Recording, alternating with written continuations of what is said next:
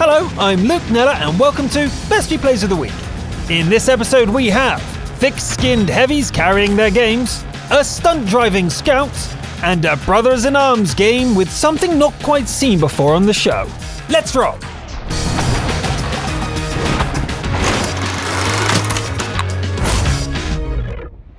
The KV-4 Battle Barge seems to have been popular with our players lately. This week's example comes from the EU region where Mega Goo tests its armor on Malinavka. The battle begins and Mega rolls out. A rival KV-4 is spotted, and it soon becomes apparent that a small bush isn't enough to conceal this behemoth.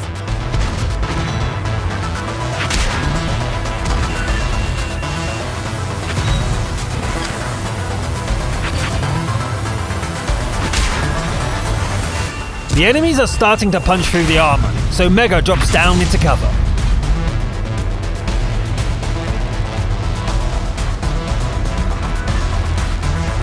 The rival KV-4's death inspires a platoon mate into charging forward. Mega goes back to pretending to be a hedge and concentrates on trading shots.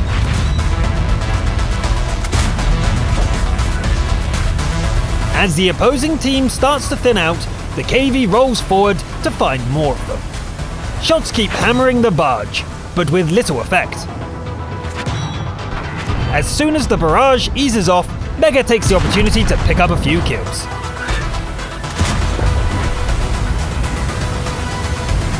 Finally, a bush big enough to hide behind. Mega snipes at a panther and tries to finish it off as it runs. An unseen AMX CDC returns fire and takes the KV down to one-shot territory. Angling the hull saves the tank from destruction, but Mega is clearly getting nervous. The Lurva is spotted, and after a few tries, gunned down with APCR rounds. The Reds are down to a single IS-2, which Mega picks off as soon as it's spotted.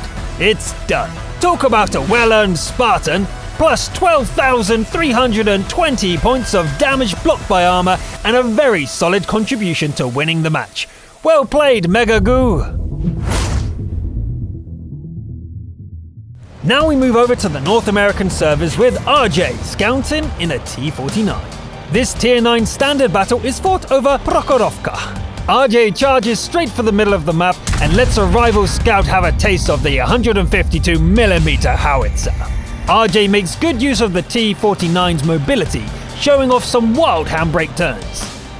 The derp gun seems useless until a solid hit reminds everybody of its raw power. The opposing team are 3 tanks ahead, and a hit from the AMX-30 drives our scout into retreat. RJ recovers quickly, however, and pays back the damage with interest.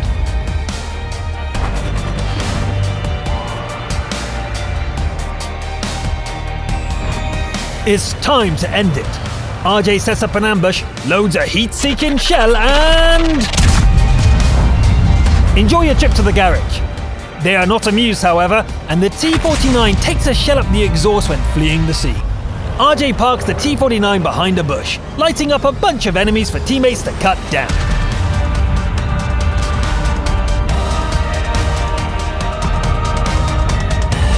When they are down to the last 2, it's time for Operation Cleanup. The Waffenträger gets a drive-by beatdown at nearly 60 km an hour, and the backchat RT dies as soon as the reload is done. A good mix of spotting and combat scouting there, with some great driving. Nice work, RJ!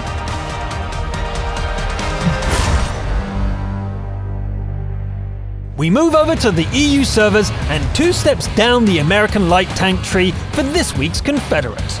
Nicken arrives at Lakeville and charges up the lakeside road as we've seen in many replays before. A Super Pershing comes barreling down the road and dies in moments after Nicken takes out its truck. The IS-3's track is too hard to break from here, and the Centurion gets away as well. Nicken abandons such tactical finesse and starts throwing metal at everything that moves. A T-34-100 blows up, and then an Oho burns to death, and a Jagdtiger 8.8 gets hammered to scrap. Not bad from a Tier 6 scout. Careful now, Nicken inches forward and takes aim on the badly damaged Jagdtiger. Just 3 shots and it becomes kill number 4. The remaining enemies are holed up in the northwestern corner of the map. Nicken puts a couple of shots into the Tier 9 Waffenträger and decides parkour is the best way to get at the RU-251. Banzai! Unfortunately, the ram isn't quite lethal on its own, but it's still an impressive takedown.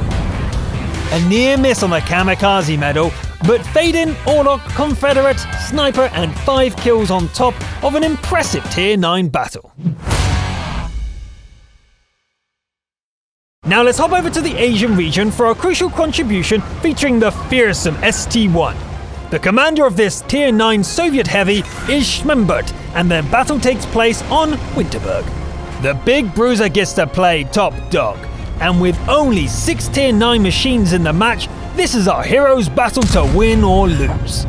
The ST-1 claims a position and opens up on the enemies. The 122mm cannon dishes out plenty of hurt before the enemies manage to return so much as a single hit. A T-34 becomes the first kill, followed soon by an overeager IS. It looks like the team has melted away, however, and the ST-1 is running the risk of getting surrounded. Ouch! That really hurts! That's it! The ST-1 may be outnumbered, but it's a lion surrounded by hyenas. Bring it on! 2 more opponents charge in, but Schmembert and the remaining ally tear them to pieces. A KV-4 rolls in from the front while 2 others give it fire support from the rear. The battle barge goes for the ally, giving the ST-1 enough time to find some cover and angle its hull.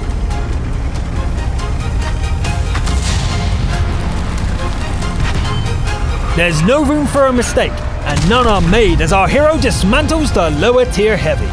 That's 4 down, 3 more to go. The Ferdinand gives chase, but it's not fast enough. The ST-1 chooses a battleground, picks up the Tiger 2 and proceeds to dominate the 30 with sheer engine power. Schmembert is about to go looking for the arty when it charges in from the rear, shotgun held ready. The ST-1 turns, rotates the turret and beats the enemy to the punch. Whew! A great match with an exciting ending. I have no idea how to pronounce your call sign though.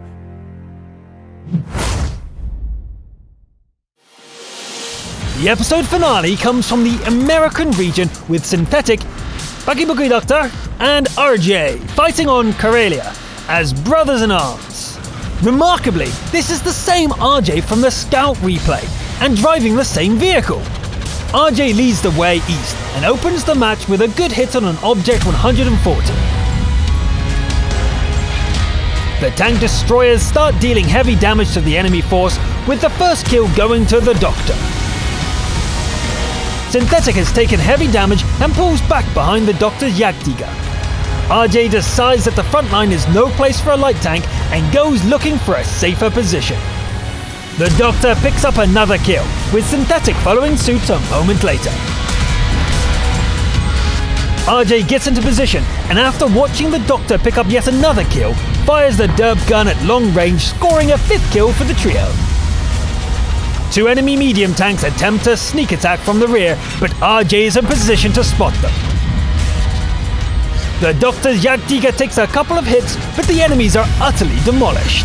A T-54 attempts to take out Synthetic and very nearly succeeds. RJ chases after the retreating cockroach and stops it flat. Why did this SPG risk coming here?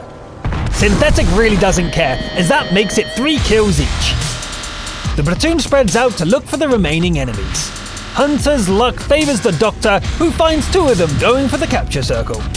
As the hunting tiger is getting ready to pounce, an artillery strike blows up the T-30.